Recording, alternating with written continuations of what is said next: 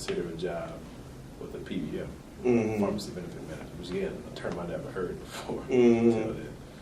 And so, and I'm trying to, after understanding, kind of get a sense of what that was, I decided, something would be a totally new experience. Never lived in the Northeast. Y2K, time for new things. Right. All this other stuff. Yeah. So, there was at the Prudential Center, I think Bill had left, come to UNC, and Jeff had left and gone back to CDC as a director. Yeah. And so there were a lot of changes in general. I probably could have stuck around for another couple of years, but what it ended up doing was decide they wanted a health outcomes group, and they picked it up and dropped it over at Emory with a certain amount of money to try to keep people afloat until they could generate their own funding. Okay. That's not a model that I was that interested in. Right. It goes back to an academic model, right? Which again wasn't one. I still would have been tied to a system. And so I took the job at what was at the time Merck Medco, because at that time all the manufacturers were trying to buy up all the PBMs to try to get ahead of what was going to be happening in managed care. So that job was located in New Jersey, and so the Prudential Center was not going to exist in the way that we had come to know and really enjoy it.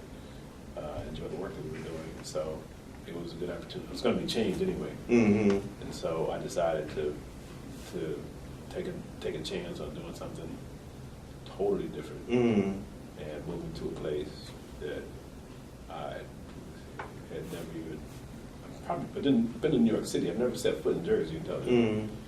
And so off I went. And the first 2 winters weren't that bad. So everybody complaining about it. But the third one.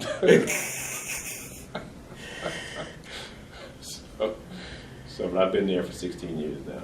Wow. Yeah, because it was 2000. So February, 16th year. And so I know it's going fast.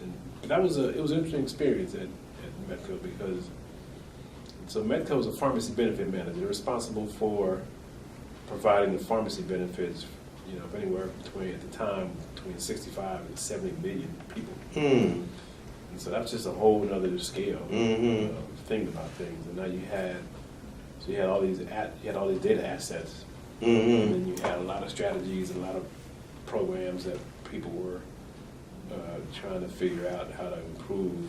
So they really only have one part of the benefit though, because the medical side is still with the health plan. So now most of the questions around safety, drug safety, and improving medication adherence in certain populations. And so we had a lot of programs that were aimed at trying to do that. And I went into a group and became head of the group, was responsible for the evaluation strategies from the various programs that MECO was delivering to its members. And some of the programs weren't that robust, and some of them were, but some of them were a little bit more intense, and nurse calls and everything. And then at the end of that run, just a few years ago, we started getting into the whole personalized medicine space, where we were trying to understand for drugs that are metabolized through the cytochrome P450 pathway, marrying that to the drugs that are being prescribed, so you can alert the doctor to say this person is a poor metabolizer of this, or this person is it doesn't metabolize the drug at all, so you might want to consider another option, or you might consider a different dose. And that was tremendous. I mean, that was again a whole different realm of stuff. You got to learn, because this is after the mapping of the human genome.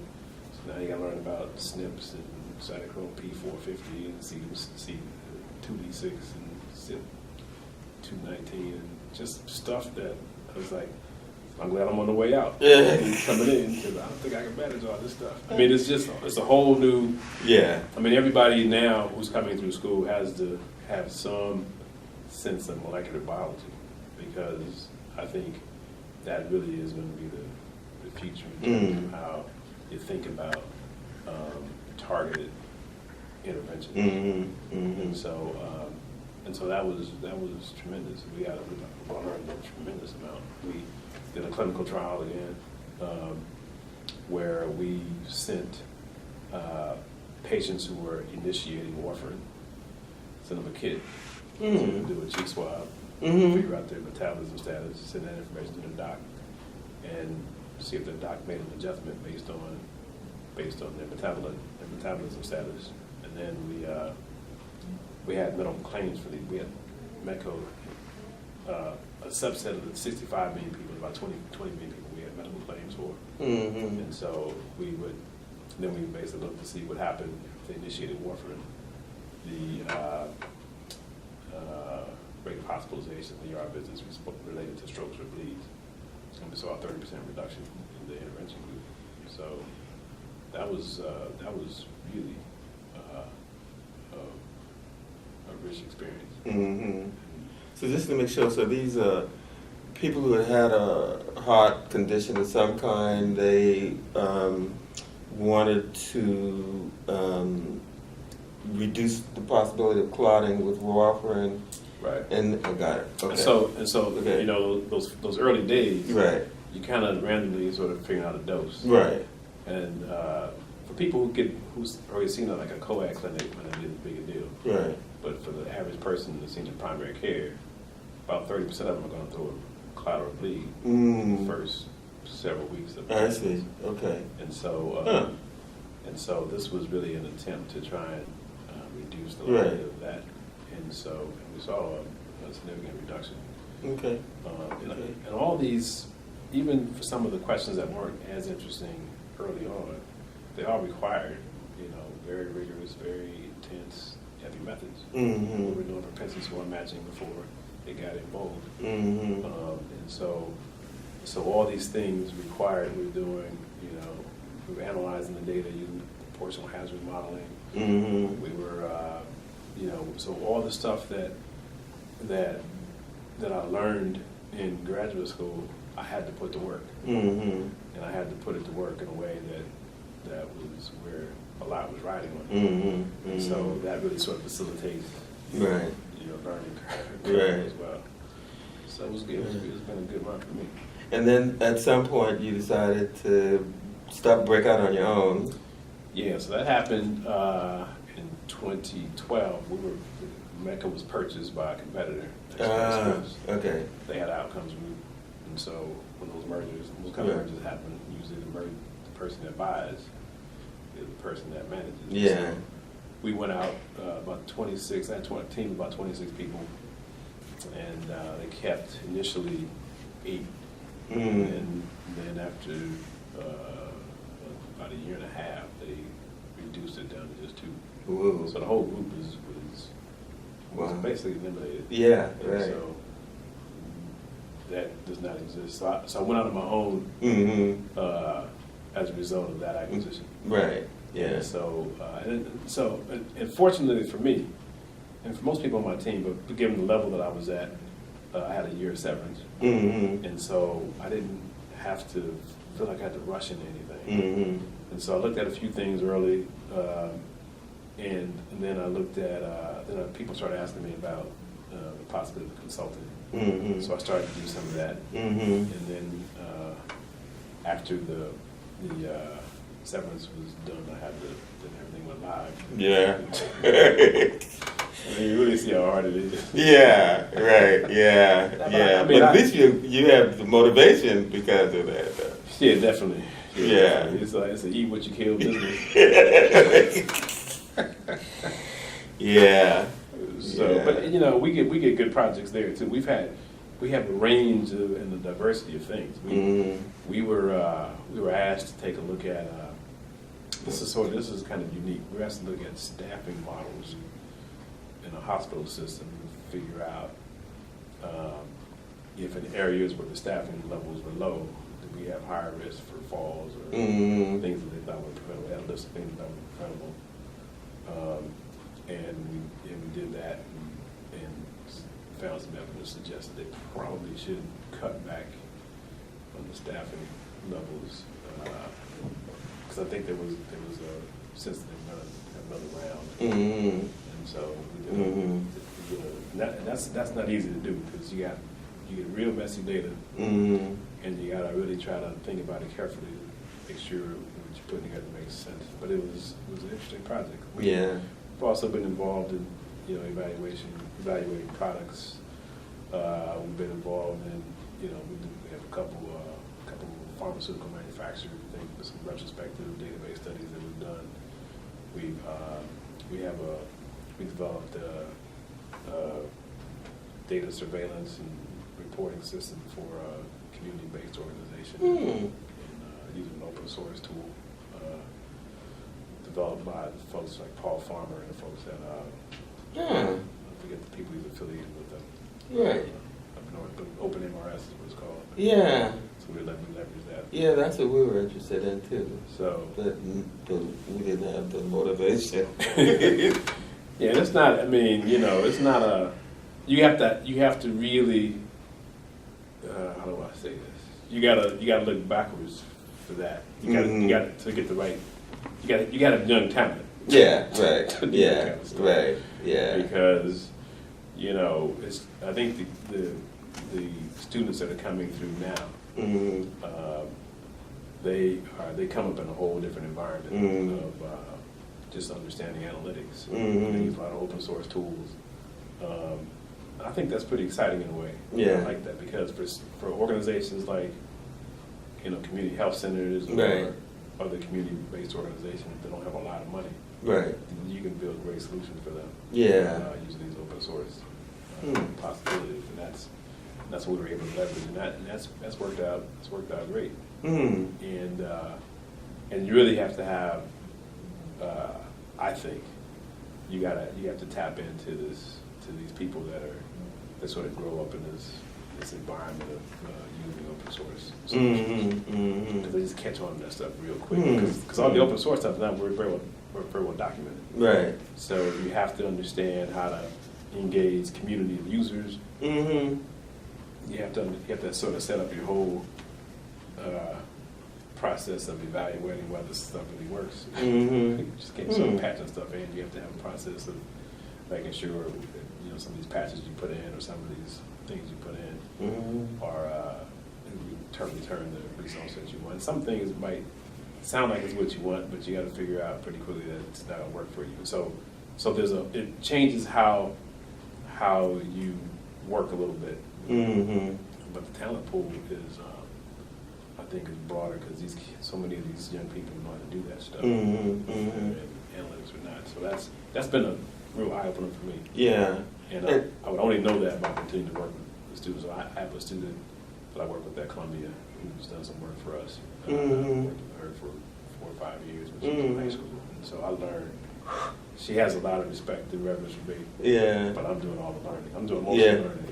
Right. So I'm probably learning more from her than I'm teaching her. So, did any of those with the community health centers result in the publication? We have 2 abstracts in an APHA for this year. Oh, okay. So okay.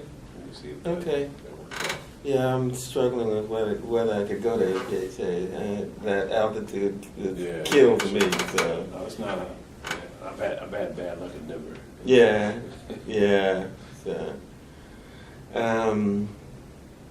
So on reflection, your life and so I think for me, I feel like I landed in the right spot. Again, I don't have any prophetic words for individuals who were, because I didn't have vision, but I was open to opportunity. Yeah. And I think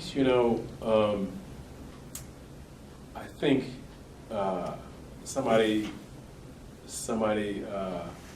articulated or defined success one time as being equal to the intersection of opportunity and preparedness. Yeah, right. That's what works out for me. The Asian thing. Is that right? Okay. Yeah. So that worked out for me because, again, I didn't have a lot of vision, but the things that I tried to learn, I really wanted to know. Mm-hmm. And then when opportunities presented themselves, I wasn't shy about sort of taking advantage of it. Yeah. So so things, I can't, if I were to rewrite the whole thing, I don't know what I would do radically different. Yeah. I ended up in a good space in college. It was a good place for me, without a doubt. I feel like that was the right fit. Yeah. Despite being from a large inner city, going to a farm town, right. it was a good fit. The people were good. The people were treated me really well. I had my closest friends from my days over. So both from the town and from the college. Because I stayed over there for 3 summers. Oh, okay. So I worked on the community. They had all this stuff going on. Like they had the community play. Yeah, the right. community gets involved in. I did all that stuff. Yeah. Little league baseball was big. So you get to know a lot of people, and it was a rich experience for me. Yeah. So I wouldn't be too concerned about not having that vision, because some people have vision and focus, and all the result is a lot of frustration.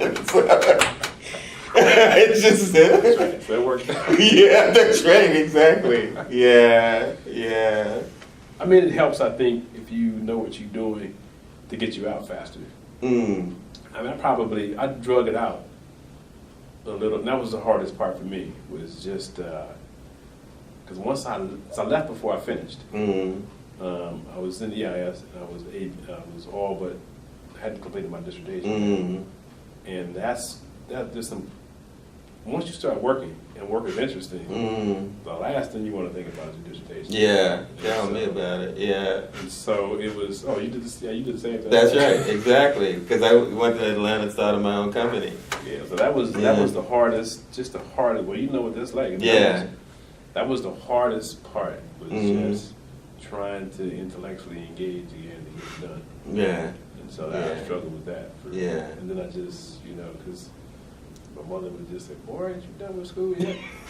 I mean, she could not get her mind around it. How this could take this long. So I just committed that either now or never. Yeah, right.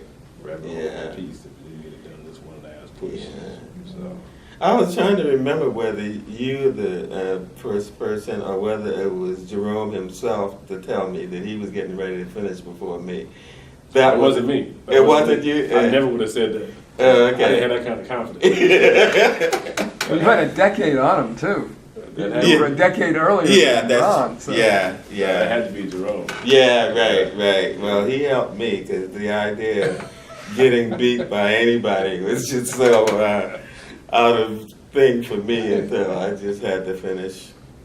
So that's right, because that's why I was back when I met you, because Jerome had told me that. So Ron, how did you get into EIS if you hadn't finished your PhD? So at that time, they were, they expected you'd be done soon. Yeah.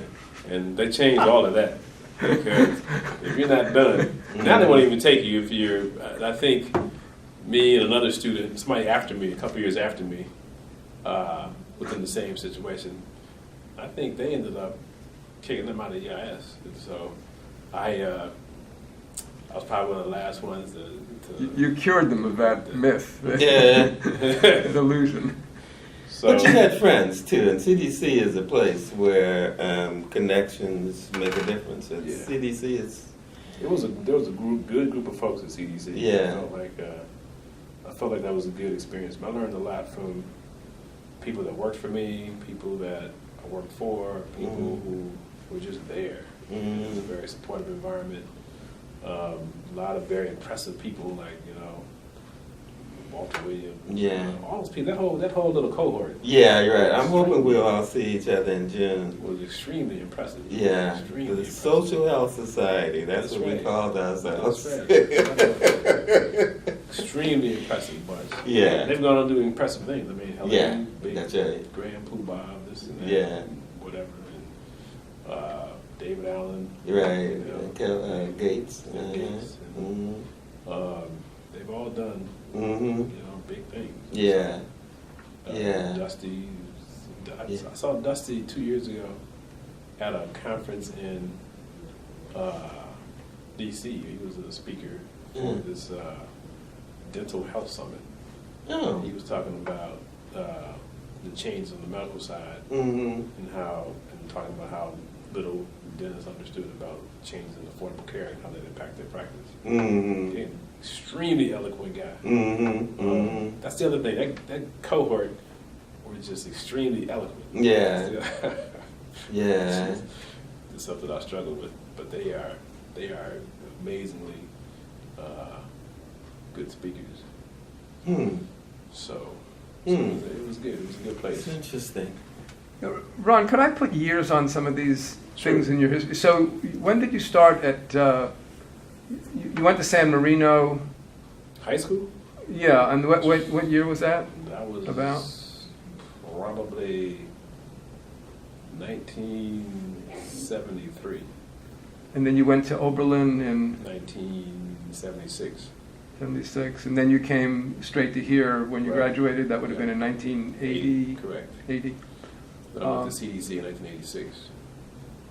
And in 83, you finished your master's in 83, right? Correct. And then you started your PhD right away? Correct. Okay, then you went to CDC in 86. Correct. And then you came back here or did you not come back here? Did you just finish your dissertation? I just came back to defend. Just to defend? Yeah, finished away. And that was like 1990? Yeah. Well, that's all right. You're not the longest one. So then, then you stayed at CDC. Yeah, I stayed at CDC. I was at CDC for about 6 years. So I was from 86, maybe 8 years. I think 86 to 94. I was at CDC, and then I went to Prudential Healthcare. And then I was at Prudential Healthcare for 6 years. And then I went to Medco Health, and that was for 12 years. So that was about 2000? From 2000 to 2012. 2012? Yeah. And then I left, left there July of 2012. Mm-hmm. And then since 2013, I've been working as a consultant. And when you were at Oberlin, how many African American students were there? So Oberlin sort of prided itself on being a very progressive school. Oberlin's history was the first school in the country to admit African American students back in the 1830s. First school in the country that admitted women in a cohort back in the 1830s also.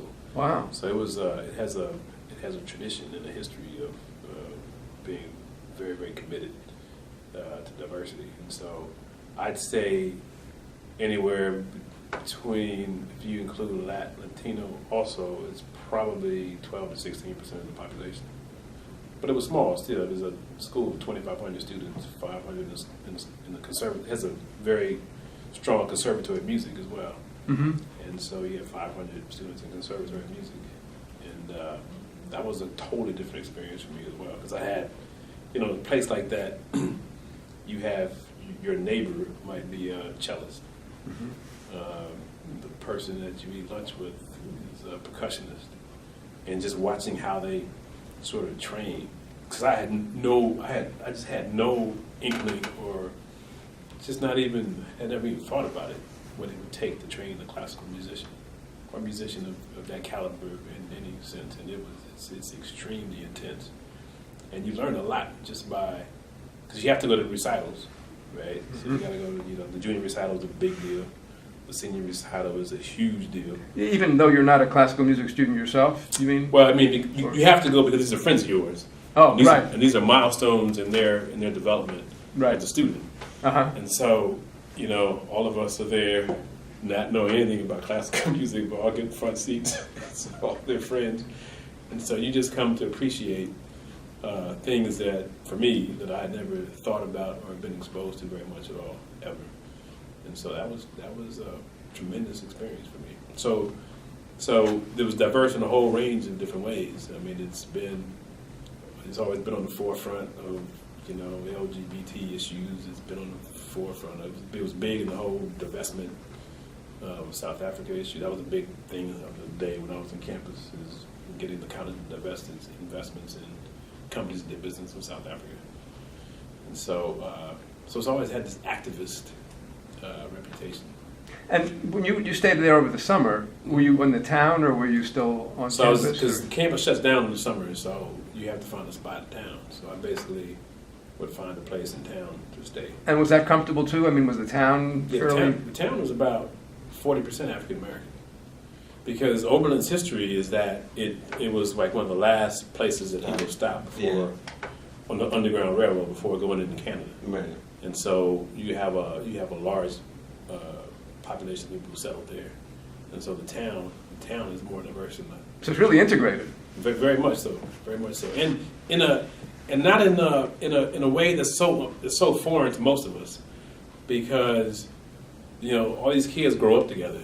Mm-hmm. Most of the kids go to public schools. There aren't that many private schools, so most of them go to public schools, and so these kids. That was such a shock to me, coming from where I came from, and you know they're always spending out of each other's houses, and you know somebody's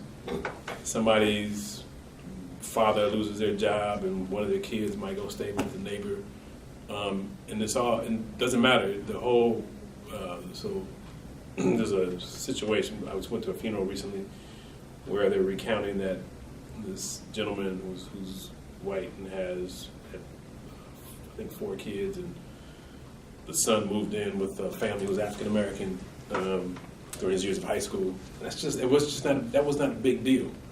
I mean, people just sort of function like that. I think most people who don't have an intimate knowledge of the community still don't really understand that, and don't really trust that it's real. But you know, you talk to anybody who grew up there, and their trauma came when they left.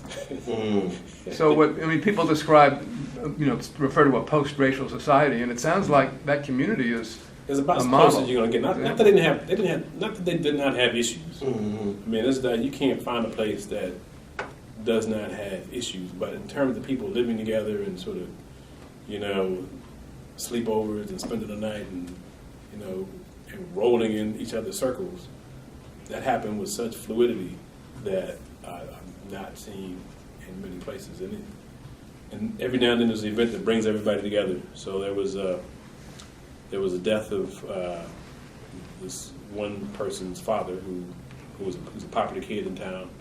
He's now a professor at Brown, and so everybody's back together for that. And most of the conversation is all the wistfulness about growing up there, because you know the kids never got forced into a situation where they had to choose until they went to college. So there's a young man he's actually his mother's white, his father's African American, and he's phenotypically African American. And he goes to Duke to go to college, and it's the first time he's sort of experienced the separation of mm-hmm. Which side do you want? Yeah, exactly. He wanted to go to this one particular party. Man, you can't go to that party. So it was just mind blowing to him, and there's this period of extreme discomfort initially until the kids sort of adapt and figure out how to work the environment. But it was a very unusual place. I felt very comfortable there and very part of the community and very much part of families. I mean, I literally was part of families when I was there. And so it was when my mother came out for graduation, you know, a hotel was never even people would have been offended if I had got her a hotel room. And so she had to stay with one of the families that I was very close to, which developed over the course of the summer. And a lot of people were involved in a lot of different things. I mean, you had you know, during the eulogy of this funeral a couple of years ago, the guy points out that the generation of his father, they never passed on the opportunity to be involved in the lives of young people. And that I found it to be true. And so you had this whole cohort of people who were raised and coached and mentored by a whole host of people throughout the community. And it's very unusual, very unusual. And some of those people from the town, even today, are some of my closest friends. And these from the town. This is not from the college. I mean, from the college as well, but from the town. I mean, and so, and they're doing they all went on to do impressive things as well. You know, the young man whose family I was closest to, probably, it's hard to say. I mean, whose family I spent the most time with, put it like that, because that might cause a little bit of friction. But he went to Yale for undergrad. He went to Harvard for graduate school. Went to his African American young man on the faculty of Brown. His close buddy went to Duke undergraduate. Went to Case Western for graduate school when he's the senior vice president of some company. So there's success in the way that we think about success, but they're really good people, really thoughtful, very good thinking type of folks. Professors' kids, same thing. My advisor's daughters, one of them ended up working at Oberlin. I mean, working at Metco, and she's one of the people that are still with the company. So when you came down here from that environment, right, that was striking. Right. How was it here? So that was sort of what I expected, because it's interesting because there's a clear distinction between the graduate experience and undergraduate experience, I think. And I'd have to walk past Fraternity Row to the School of Public Health. And, even during that walk, periodically there'd be racial things yelled at me, or people throw stuff at me, driving by in trucks and stuff like that. 1980. And so there was clearly, but it's like fraternity rowdiness. And so so I got a real sense of that this is kind of what this is what I anticipated. Even though it seemed a little retro for the time, but the School of Public Health is very international, and so that was different. So you come to the School of Public Health, and it's like being a little bit of a different place as opposed to the general campus. This is how I felt. Where were you living? I was living in these apartments. If you go straight down to school. Columbia. Yeah, straight down to Columbia, and it turned into something else, I think. What used to be called Airport Road? Yeah. Now it's Martin Luther King. Yeah, so there were some apartments way down at the bottom of the hill. Right. And so I lived So there. you'd walk up from there? Right. So And then I moved to this little hovel off of Macaulay. It was right back at the School of Public Health. So then it was only 3 blocks. And then you didn't have to walk by the fraternity? Yeah. Not every day. So it was really it was just real different. But the students I met as a research assistant, again, they seemed to be different than the rest of the undergraduate, and they seemed to sort of get along in a way that didn't define the kind of experience that I had walking the campus. So, like Anna Maria Cigarettes was my first class that I was a TA for, and her cohort was very diverse, and they just seemed different than the rest of the school. That's how I felt. Rest of the university. Rest of the university. So you were a TA in Epi 160? 160, exactly. Epi 160. I did that for 2 or 3 years. Well, who was teaching it then? It's a good question. Oh, I think Harvey might have taught at Checkaway. Harvey Checkaway? So that would be 162, I think it was. No, that he taught. He didn't. He never taught 160. Well, maybe he did after a while. He taught 162 at first, I think. Did Bert teach 160? Bert taught 160 a little bit. Abdul Omran, it was after Abdul Omran, I guess. Abdul Omran taught Epi 160, but I think that was it was after him. It was after him. And Carl Schei taught it, I think, a little bit. He might have been. one. And then I'll have to look it up and see. Yeah, but that was because I was the senior TA for For Abdul, yeah. And then when he left, Carl Schei So it might have been Carl. was actually. Or it might have been And he Harvey. let me actually, do but I whatever I can't remember wanted to. when I like Harvey that. started. I think Harvey did it one year, and I think Carr might have been the others. But that's a good question. But I like those students a lot, and I learned a lot because that's the first time that forces you to pull everything together. Because you got a bright bunch of students. You really gotta know your stuff as well. Teaching is a great way to learn. I've been relying on it for a long time. Let me ask you, I just want to check the time and see how we've got a little bit more time. So you worked with the Minority Student Caucus, the Minority Health Conference. One of the things I'm doing besides this epi-history is a history of the caucus and its activities.